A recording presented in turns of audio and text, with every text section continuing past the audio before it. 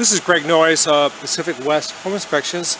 Today I'm doing a house in Studio City. It's Tuesday, December 16th, 2004. Great day for inspections. It's rained over the last couple of days and we've had a little moisture here in the morning. So for evaluating roofs, this is an ideal condition. Just got here, so I'm doing my initial walk around.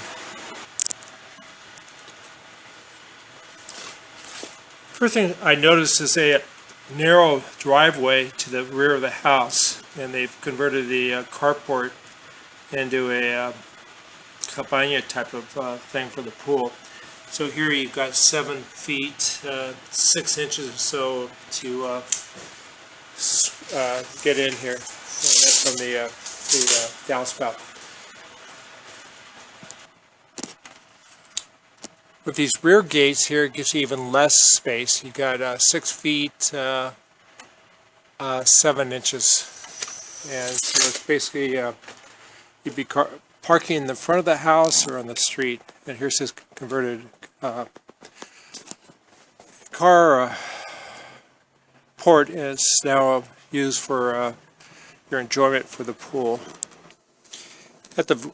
At the rear of the house, there's a water heater cabinet, and they have a Bradford white, it looks like a 75-gallon water heater, and it was installed in 2005, so that's getting on to about 10 years old. Typically a water heater will last 8 to 12 years, and we don't change them out until they start leaking. So, but you're on getting nearing the end of a serviceable life. So they've done some license straps and the tanks secured, and we do like to see insulation on our supply lines coming in, and there is a bonding wire here which we like to see, so that's all done properly. There is a circulation pump here, and also a gas line coming in. We like to see a sediment trap here, a piece of pipe that comes down 3 inches. So there you have it. The vent pipe going through the roof, it's near wood. It's supposed to be a 1-inch clearance, so that could be easily cut back.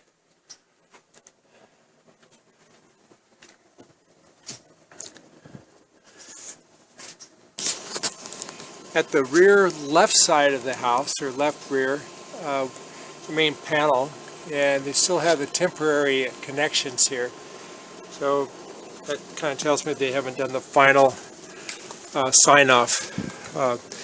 We like to see a seal here so people can't get into it. This is the utility side of the panel. And then here's the, it's a 200 amp box. And this is the main disconnect here. You flip this to the right and it turns off all the power to these areas here. Now, the way we distinguish or label our breakers today, in the last 3 years, we call it distinguishable labeling. So it's plugs, and it'll say living room outlets or living room switches and so forth. So this is you need to check for your permits, and I don't think they've been signed off for your new electrical panel. As we come down the left exterior side of the house, we have a AC unit. There's a looks like a 3-inch clean out here. There's a access point to get under the house here. There's no screen, and this air conditioning system is a York. It looks like a York type of serial number here, and it's a 5-ton. And then I'll have to go to Google and get the age of the unit itself. This is missing a, we like to see this conduit clamp against the wall, so it's missing a clamp there.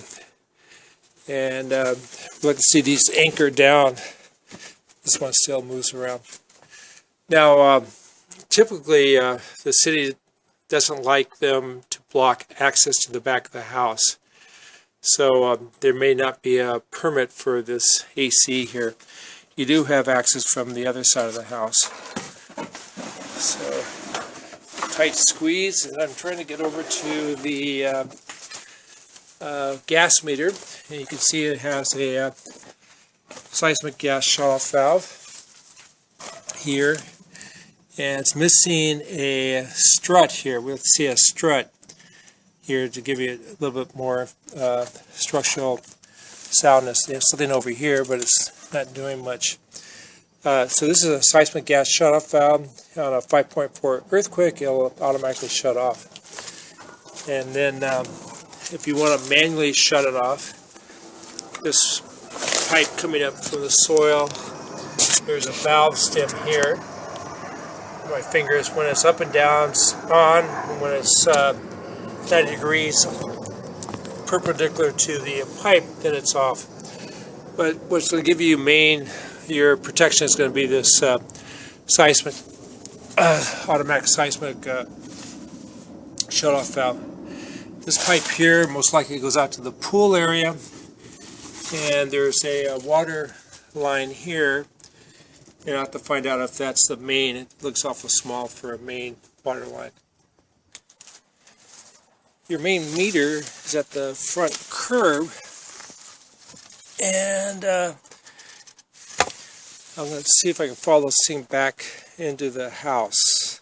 Well, I did find this pipe coming up from the soil. It's 3/4 inch, and for this size house, we want a minimum of a 1 inch water line from the street. There is a pressure regulator here. That'll keep the pressure below 80 pounds. The street pressures are usually 120 in the area here. And it's missing a, we call it pressure relief valve as well. So I'll do a pressure test here in a minute. But if that's the main line coming in the house, that's undersized. So we have a pool at the rear yard. And from the color of the tinting of the plaster, it appears to be probably 5 or 6 years old. And there is a raised drain cover here. And in the future, when you replaster it, this is on the second plaster now, and you'll have to put a secondary drain line in the bottom of the pool. It's required when you replaster. This ESMF fluorescence coming out of the plaster, and that just tells us that this is a replaster job. And you have a pool replastered every 8 to 10, 12 years. Over on the left side of the property, you have your pool equipment. There's a filter, and then a pump, and there's a heater in the back there. And I'll take a look at this here in a minute. You can see all the leaves and debris pile up around the heater here, so that needs to be cleaned up. When I bring the camera around, you can kind of see the back of the house. 2-story house, pool. We like to see a perimeter fence around the pool if you have kids. And it looks like a little fountain over on the side here. Check that out. And it looks like it's no longer being used.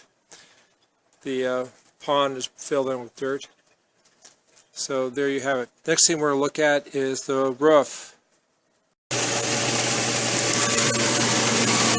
So you can see a leak here off the motor, off the pump. This is the Whirlpool pump, and it's got a leaker here. And it is on a GFI. So back in the master bath, you can see that the Whirlpool is working, but it's leaking. The control to turn it on is this middle button. is an air switch. It's a little hard to operate. And when you turn off the spout here, the drain, the water drips back into the deck here. The spout should be extended out a little bit more. We'll go over the bathroom real quick. The bidet, there's mineral buildup on the sprayers. There's only 2 holes that are working. That may tangle somewhat.